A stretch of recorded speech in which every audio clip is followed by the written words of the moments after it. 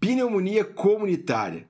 Esse é um artigo de revisão mais recente que saiu numa das revistas mais impactantes e importantes do mundo da medicina, que é a JAMA. Na verdade, esse artigo saiu agora, 16 de setembro, e por isso eu quis trazê-lo para a gente poder discutir alguns tópicos. Afinal de contas, pessoal, a gente fala aqui de paciente grave, mas a gente fala muito também de medicina de uma maneira geral, esse é o nosso propósito. E pneumonia é, sem sombra de dúvidas, uma das principais causas de procura ao atendimento hospitalar. Por isso, eu quis trazer esse artigo para que a gente possa debater algumas questões importantes, principalmente tratamento. Prometo que eu não vou ficar gastando muito tempo aqui falando sobre epidemiologia, essas coisas, mas a gente precisa ter um foco importante no manejo da pneumonia, em especial dois aspectos que eu vou falar com vocês no final, tá bom? Não é bem no final, porque naturalmente o tratamento é no final, né? Enfim, o fato é, fique com a gente, siga, clique aqui no botão, dê o joia, compartilhe esse vídeo. Eu sei que tem muita gente aqui que vai ter muito o que aprender nesse vídeo e até porque, apesar de eu já ter lido mais de uns 200 mil artigos sobre pneumonia, esse artigo me ajudou a aprender algumas coisas também. Então, bora para o artigo, Luizão.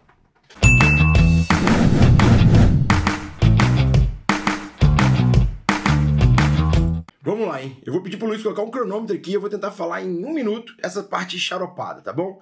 Então, pneumonia comunitária é diferente de pneumonia associada à ventilação mecânica e pneumonia hospitalar. Basicamente, a pneumonia comunitária eu posso até adquirir ela dentro do hospital, mas no máximo em 48 horas. Outro ponto importante, cerca de 10% das internações hospitalares vão vir da pneumonia e ela custa 7,7 bilhões de dólares anual para os Estados Unidos, obviamente, no contexto de custo. A incidência nos pacientes acima de 65 anos triplica, e é 63 a cada 100 mil habitantes. Isso é muito importante, porque são realmente esses pacientes que vão acabar falecendo ou acabar sendo internados conosco nos hospitais. A mortalidade neste grupo de 65 anos pode chegar a 26,8%. E, em geral, só 38% das amostras dos diagnósticos é confirmado com o germe.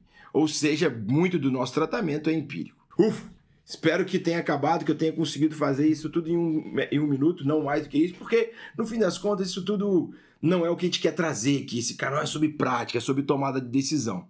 Então eu quero trazer um pouco sobre diagnóstico agora, porque o diagnóstico é talvez uma das pautas mais sensíveis aqui da pneumonia. Afinal de contas, a gente não tem um critério específico, um critério bem documentado sobre isso. O que a gente sabe, aí o trabalho traz uma tabela bem legal, que eu vou até, pedir para o Luiz colocar aí para vocês verem, é o seguinte. Basicamente, o que ele argumenta é que a gente tem que ter, no mínimo, 2 sinais ou sintomas combinados, para que a gente defina uma pneumonia. E os sinais e sintomas, eles são sistêmicos, ou seja, febre, leucocitose. Eles são locais, que a gente pode observar dispneia, tosse nova, e eles também podem vir de exames complementares, como raio-x com infiltrado novo, com a própria tomografia e, inclusive, ultrassonografia. Porém, ele argumenta nesse artigo que a ultrassonografia, apesar de mais sensível do que o raio-x, é um exame completamente dependente do examinador, então ele pondera muito a utilização da ultrassonografia no diagnóstico. Na minha opinião, se você é bom em ultrassom, você tem que usar ultrassom e nem pedir raio-x, mas isso aí você tem que garantir que você realmente é eficiente no uso desta ferramenta. Como eu disse, eu vou pedir para o Luiz colocar essa tabela porque eu acho muito legal e eu destaco alguns, principalmente aqui, o início de uma tosse nova como um sintoma mais prevalente de uma pneumonia. Gosto de destacar que a hipoxemia é um dos mais específicos de pneumonia e ainda achei muito interessante que temperaturas muito altas também são bastante específicas de pneumonia. Como eu disse, não é um diagnóstico muito fácil. Ele argumenta que 10 a 30% dos pacientes que tratam pneumonia não têm pneumonia. E isso pode ser um problema. Eu achei super legal ele falar isso, porque ele mostra até um trabalho que desses 10 a 30% que não trataram, que eram pneumonia, que trataram pneumonia e não eram pneumonia, até 20% era câncer. Então é muito importante, pessoal, vocês que estão aí na linha de frente, eu sei que a gente não tem muito recurso, muitas vezes você acha que isso não é o grande, que você acha que isso é pneumonia e vai começar antibiótico, esteja bem atento ao exame físico, ao banquinho, que a gente sempre fala, os exames complementares, há uma bela história bem coletada. Por quê? Uma bela história bem colhida. Por quê? Porque a gente viu aqui que para dar o diagnóstico de pneumonia não tem grandes ferramentas. Os exames confirmatórios de cultura, eles não são também lá essas Brastemps. Nossa, piadinha de velho essa, hein? Mas enfim. Ou seja, o fato é, você precisa, o diagnóstico ele é muito clínico. E se a gente não pensar bem nele, a gente vai expor o paciente a antibiótico demais, a gente vai correr o risco de não tratar a pneumonia e de deixar de tratar alguma outra patologia muito importante, tá bom? Então isso fica aqui é muito importante que a gente tenha esse pensamento quando a gente fala de diagnóstico de pneumonia. Agora, entrando no que eu tenho certeza que é o que todo mundo quer mais saber, que é exatamente sobre o tratamento da pneumonia, o artigo não traz grandes novidades. Na verdade, ele afirma, ele se posiciona diante de uma questão muito importante, que é sobre a utilização do macrolídeo nesses pacientes. Por que eu estou falando isso? Porque alguns trabalhos mais recentes têm questionado o uso ou não do macrolídeo no paciente com pneumonia comunitária grave. Tá? E aqui cabe um parêntese que eu me conecto com o diagnóstico. Quando você decide internar esse paciente, primeiro ponto, ele recomenda que a gente utilize o PSI, né, que é o índice de severidade da pneumonia, nos critérios que vai de 1 a 5, e naqueles pacientes que abaixo de 3, esses pacientes são pacientes que deveriam receber o tratamento em domicílio, ou seja, o paciente fora do ambiente hospitalar. Vou deixar também essa tabela sobre o PSI aqui. Mas, naqueles pacientes 4 e 5, esses pacientes são candidatos à internação. E uma vez internado, eles ainda têm uma segunda classificação, que é a pneumonia severa e a pneumonia não severa. Ambas vão ter o mesmo tratamento antibiótico empírico no fim das contas. Mas é importante entender que a pneumonia severa é aquela que eu tenho disfunção orgânica ou algum sinal de choque. Tá? Em geral, esse paciente vai ser internado em UTI. Basicamente é entender que esse paciente tem uma sepse de foco pulmonar. Como eu disse, o tratamento antimicrobiano vai ser semelhante para as duas. Beta-lactâmicos com macrolídeo. E aqui, de novo, o artigo argumenta e reafirma a utilização de macrolídeo. Inclusive, ele traz a evidência científica, que traz algumas referências, sugerindo que o macrolídeo diminua realmente mortalidade, principalmente, talvez, pelo seu efeito anti-inflamatório. Então, baseado nesse artigo, a gente vai manter beta-lactâmico com macrolídeo. A velha ceftriaxona com azitromicina ou ceftriaxona com claritromicina.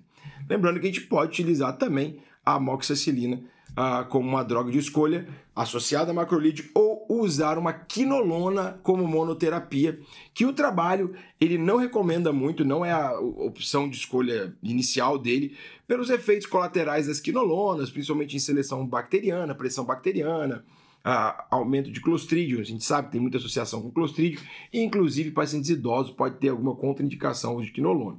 Então, pra gente, o Luizão bota aqui ceftriaxona mais azitromicina ou beta-lactâmico mais macrolídeo. Isso que ele vai indicar para pneumonia comunitária grave, pneumonia comunitária que foi internada, aquela pneumonia comunitária com PSI de 4 e 5. Claro que ele sempre deixa um asterisco, que você tem que ponderar naquelas pneumonias com PSI 1, 2 e 3. Você deve ponderar muito se esse paciente não tem indicação de internação ou outras, principalmente ponderando muita comorbidades, outras questões. Dito isso, outro ponto fundamental e polêmico, na verdade nada polêmico, mas para muita gente vai descer engasgado. Tempo de tratamento de pneumonia comunitária que não vai ser internado. Ele sugere que seja 3 dias, tá? Aqui em geral, num trabalho gigantesco, uma meta-análise gigantesca, com mais de 300 trabalhos, mostraram que com 3 dias você tem melhora dos sintomas. E quando você tem melhoras dos sintomas de hipoxemia, febre, tosse, você está apto a retirar esse antibiótico. Ele também recomenda que nos casos que você vai internar, você também pode utilizar 3 dias, mas você tem que sempre olhar o controle dos sintomas. E quase sempre no paciente internado, esse controle dos sintomas ele estende um pouco mais e você vai chegar ao 5º dia. Mas ele não recomenda, olha isso que é bacana, eu achei muito interessante isso.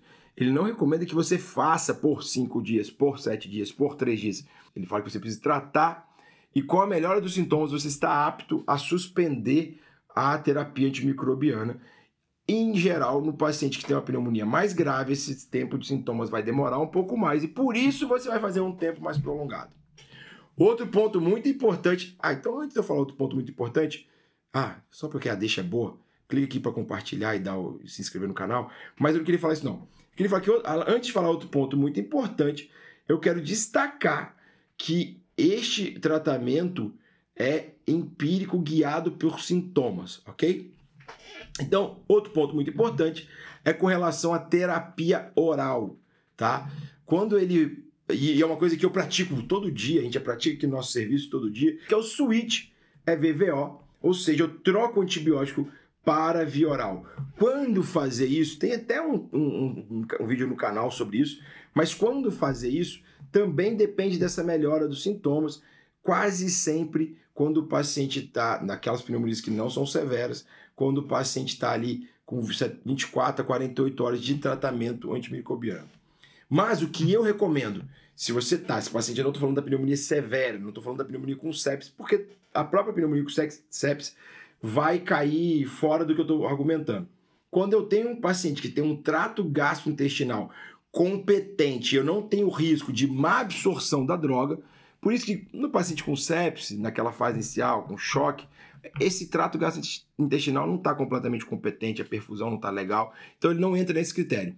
Mas se eu tenho um paciente dessa forma, eu posso e devo fazer a troca de antibiótico para a via oral o quanto antes. Então isso ele bateu forte, ele argumenta que a gente tem que fazer muito mais do que a gente faz isso, bem como tratar por tempo mais curto. Eu acho que esse é o grande ouro desse trabalho, ok? E é como eu acredito que a gente deve praticar, que a gente deve usar no nosso dia a dia. Para finalizar, 2 tópicos importantes: corticoide para aquelas pneumonias severas, que vão adquirir na comunidade severas, que vão internar, deve-se fazer sim corticoide. O argumento que ele usa aqui é hidrocortisona 200mg dia, mais ou menos ali parecido com o que a gente faz na sepsis. E um segundo ponto muito importante é sobre prevenção, e ele recomenda que para aqueles pacientes que já tiveram uma pneumonia, principalmente esses pacientes têm um alto risco de ter uma pneumonia novamente, então ele fala que você tem que levantar a cabeça e prestar bastante atenção em álcool, tabagismo, né? Sensação de álcool e tabagismo, higiene oral, muito comum ser associado à pneumonia, uma má dentição, e ele recomenda também que a gente faça vacinação para esses pacientes, ok? Eu vou finalizar e vou pedir para o Luiz deixar uma figura aqui bacana para vocês, que é para entender um pouquinho da fisiopatologia. Em 30 segundinhos vocês conseguem entender, aperta a pause, a figura é muito legal, muito emblemática do artigo.